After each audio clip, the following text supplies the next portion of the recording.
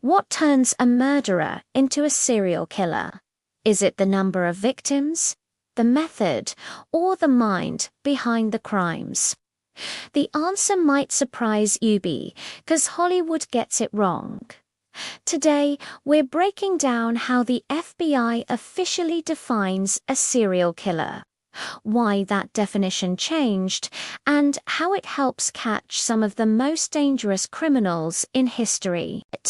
But stay until the end, because once you hear the definition, you'll never watch a crime documentary the same way again.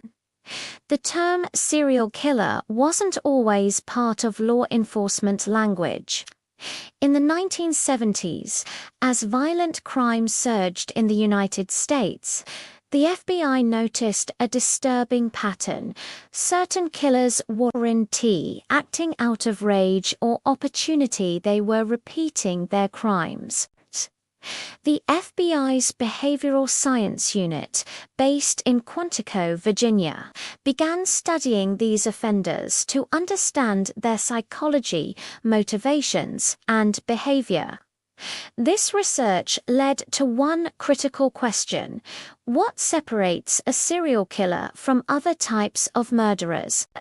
According to the FBI, a serial killer is defined as an individual who commits 2 or more murders in separate events with an emotional cooling-off period between the crimes.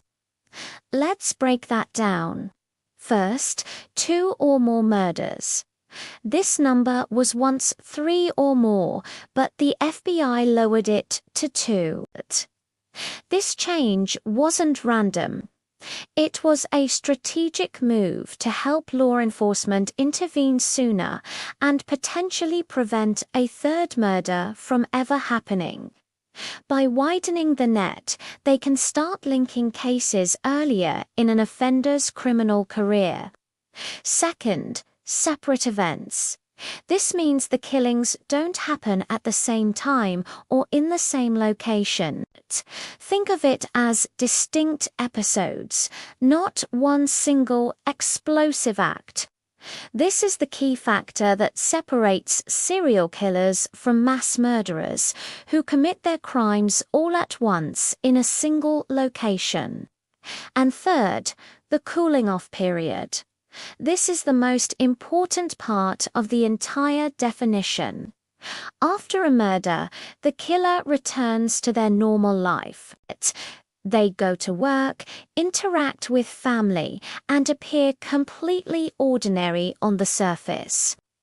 This period can last for days, weeks, months, or even years.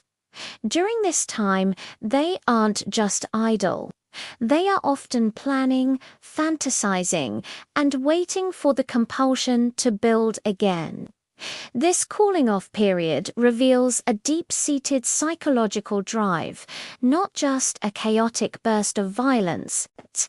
It shows control, patience, and a horrifying ritualistic component to their crimes. The FBI also clearly separates serial killers from other types of murderers.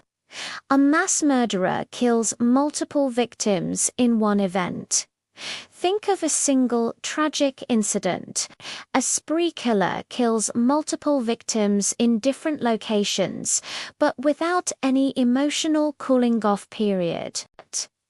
Their violence is a continuous rampage, a single unbroken chain of events.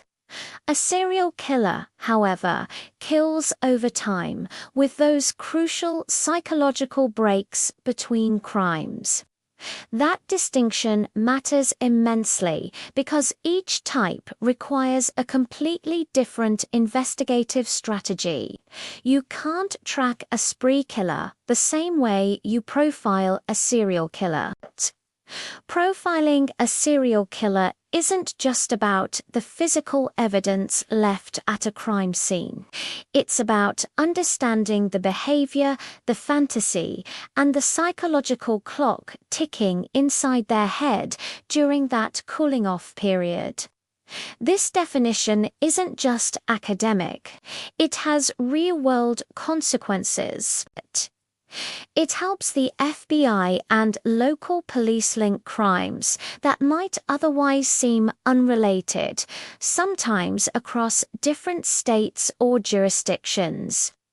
It allows them to identify behavioral patterns and signatures that point to a single offender.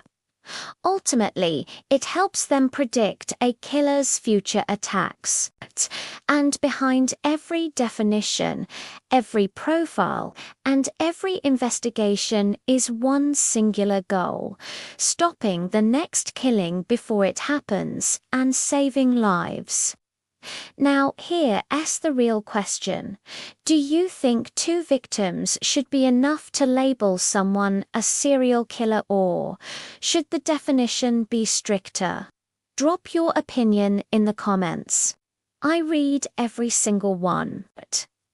If you want more FBI psychology, real criminal profiling, and the Dark Truths documentaries, don't explain hit like, subscribe, and turn on notifications, because the mind of a killer is the most dangerous crime scene of all.